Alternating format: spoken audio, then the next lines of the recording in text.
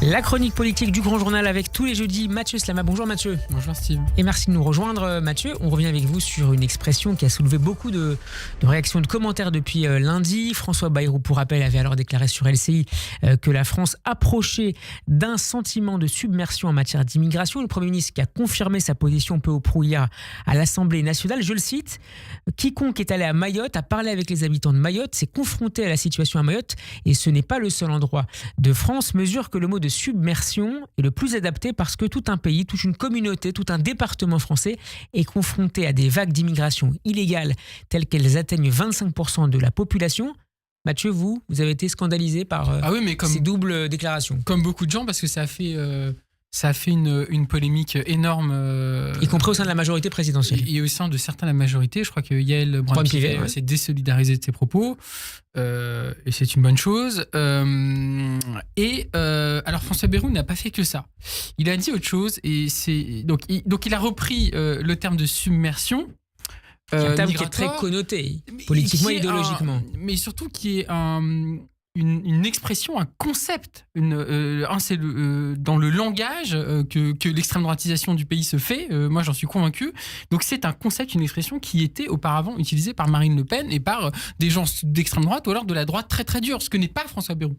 François Bayrou n'est pas une personne qui vient de cette culture-là. Donc, comment ça se fait que le centriste, précurseur du macronisme, utilise une expression pareille? C'est quand même très intéressant. Ça nous dit quelque chose sur le basculement en cours en France, sur le déplacement de la fenêtre d'Overton de plus en plus à droite, de thématiques qui appartenaient auparavant aux extrêmes, qui s'invitent dans le mainstream chez des gens modérés, etc. Dans le cas présent, c'est pas simplement un coup tactique qui révèle pas forcément les intentions et la vision du monde de François Bayrou. C'est sans doute les deux, mais donc c'est un cadeau fait au RN. Et puis d'un autre côté, c'est aussi une manière de, encore une fois, banaliser des thématiques qui appartenaient auparavant aux extrêmes. Mais François Bayrou n'a pas dit que ça. Il a dit autre chose qui, moi, m'a frappé. Il a évoqué le sentiment de ne plus reconnaître son pays, ses modes de vie ou sa culture. Donc, en gros, François Bayrou reprend le discours des identitaires qui consiste à dire qu'il y a une culture française, un mode de vie, etc., qui serait mis en danger par l'immigration, qui aurait finalement un pays monoculturel, qui serait mise en danger par l'immigration, qui créerait du multiculturalisme, qui bouleverserait les habitudes des gens, etc. Qui est un discours, mais c'est le discours historique de l'extrême droite, ça. Et pas depuis quelques décennies, c'est depuis toujours. Donc, le fait qu'il y ait, de la part de François Bayrou, la reprise d'un discours identitaire, d'un discours finalement d'une culture fantasmée de la France et qui serait menacée par l'immigration et par les immigrés, je suis désolé, c'est d'une part scandaleux, mais d'autre part politiquement très instructif sur ce qui est en train de se passer en France. François Bayrou pourrait vous répondre comme il l'a fait hier, ce ne sont pas les mots qui sont choquants, ce sont les réalités. Est-ce que vous contestez cette réalité qu'a décrit C'est totalement faux. Donc déjà, c'est faux, puisque en France, on a je dis ça sans avoir vérifié, mais je crois qu'on a environ 10% de la population qui est étrangère en France. Donc déjà, ça n'est pas une submersion. Ensuite, on accueille beaucoup moins que la plupart de nos voisins européens en France, et qu'au contraire, si on doit faire une critique à la France, c'est qu'elle n'accueille pas assez et qu'elle est beaucoup trop ferme dans sa politique migratoire. Et ça, c'est quelque chose de très important à dire. Mais surtout, je voudrais dire autre chose qui n'a pas été assez dit en réaction à François Bayrou, et notamment à gauche, c'est que imaginons même qu'il y ait une submersion migratoire. On va dire qu'il y ait une immigration très forte, qu'on accueille beaucoup de gens. Mais en quoi ce serait mal ? En quoi ce serait un problème d'accueillir des gens ? En quoi ce serait un problème d'immigration quand on sait en plus nos problèmes de natalité en France ? Il explique que ça crée un désordre.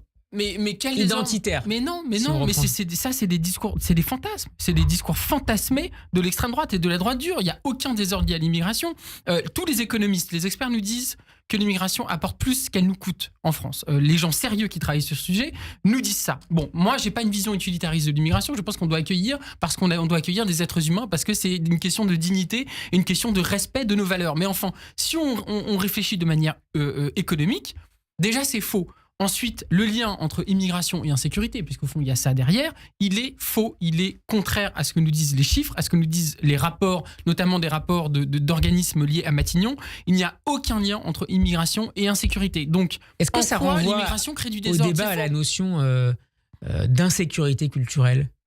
Oui, alors cette notion qui est apparue, je pense, il y a une dizaine d'années, quelque chose comme ça, est une notion qui a fait énormément de mal, parce que c'est une notion qui, en gros, a validé les thèses des identitaires qui consistent à dire qu'il y aurait une seule culture française, qu'il y aurait une homogénéité culturelle française qui serait mise en danger, qui serait menacée par les vagues migratoires, qui serait menacée par l'immigration, qui serait menacée par notamment une immigration qui viendrait du Sud, qui serait menacée par exemple, une immigration où il y aurait des musulmans, et donc qui serait menacée par tout un tas de choses qui viendraient contredire la grande culture française, etc. Ce qui est, encore une fois, un discours qui est fantasmé, mais qui est un discours aussi qui est très dangereux, qui en fait reflète une vision de la nation, qui reflète une vision finalement de ce qu'est la France, qui est pour moi anti-républicaine, qui définit la France par une identité figée, par des origines, par une ethnie spécifique ou une culture spécifique. Et en fait, pour moi, c'est un discours qui est anti-républicain, qui est très grave. La France ne reconnaît aucune origine, aucune identité particulière, etc. La France est un pays multiculturel où tout le monde est accueilli et doit être accueilli de manière égale, quelle que soit notre origine, quelle que soit notre culture, quelle que soit notre religion, quel que soit ce qu'on représente ou ce qu'on veut être, etc. Et c'est ça la République française. Et ces discours-là, le discours de François Bayrou, est à mon sens anti-républicain et dangereux, je le redis. Et on verra quelles en seront les conséquences sur les discussions, les négociations en cours sur le budget entre le gouvernement Bayrou et les socialistes. Merci beaucoup Mathieu d'avoir été avec nous. À la semaine prochaine. À la semaine prochaine.